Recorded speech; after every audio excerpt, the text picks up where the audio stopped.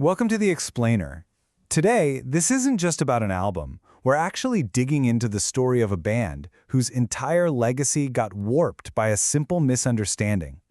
This is the real story of Bakufu Slump and their masterpiece, Yokoi. So picture the Japanese rock scene in the mid-'80s.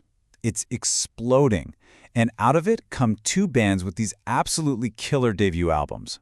On one side, you've got BOYY, who, as you know, became total legends. On the other side, Bakufu Slump, who, well, they got slapped with this comic band label. But here's the thing.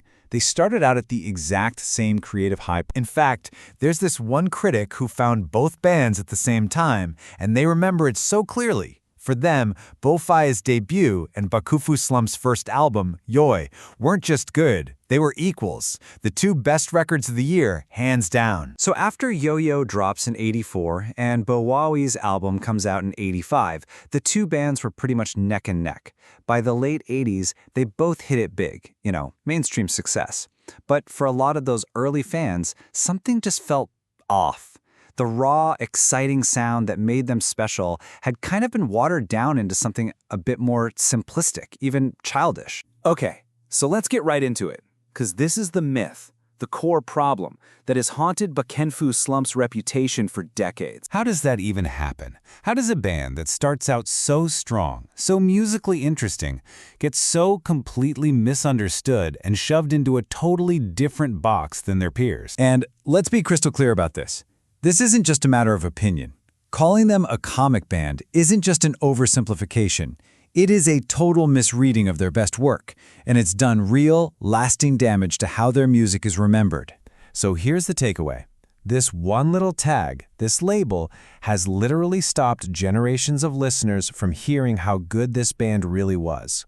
While BOYY was being treated like rock gods, Bakufu Slump got pushed to the side all because their most important work was dismissed before people gave it a real chance. All right, so to really get why that label is so wrong, we have to go back to the source. We need to look at the evidence. And that evidence is their incredible 1984 debut album, Yoi. Forget comic. The music on Yoi is just a clinic in musical fusion. Okay, picture this. You've got this rhythm section that's like a tight, funky engine just driving everything forward with the drums and bass. Then the guitars come in, and they're somehow heavy metal and pure pop genius at the exact same time. And the vocals?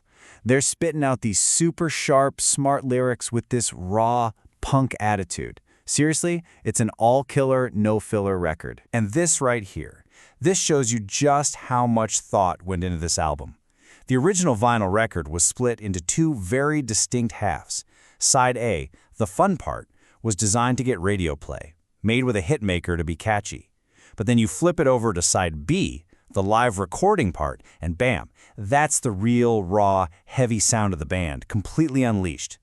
This was a band that was thinking about art and business. Now, part of that amazing heavy sound on the album, especially that punchy rhythm, might come from this classic studio trick. It's called tape compression. Basically, you push the sound signal really hard onto the analog tape, and it naturally squishes it, making it sound warmer and punchier. It's a subtle thing, but it just shows the level of craftsmanship they were working with. Okay, so here's the cool part. We can actually fix history, at least for ourselves. You can listen to this album today, right now, exactly the way it was meant to be heard back in 1984. It's actually super simple. Most of the newer versions on CD or streaming have 2 extra songs that weren't on the original record. To get the real Yoi experience, all you have to do is make a new playlist and kick out 2 songs.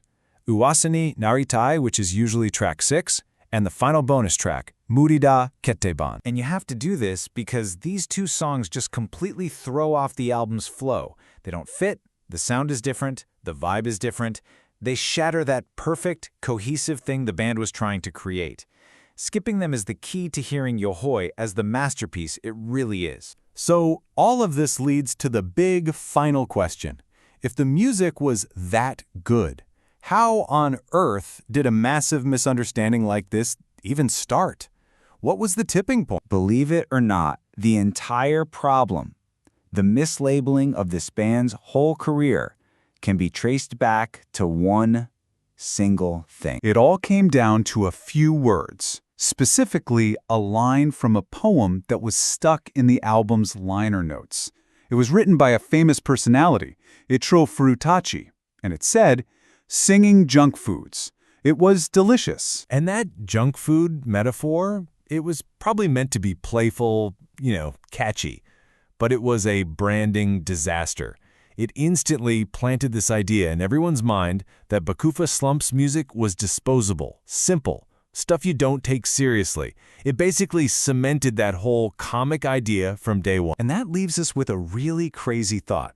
For a band with this much talent, could their entire destiny have been changed? Not by any note they played, but by a few words somebody else wrote? In the case of Bakufu Slump, it seems the answer is a tragic and resounding yes.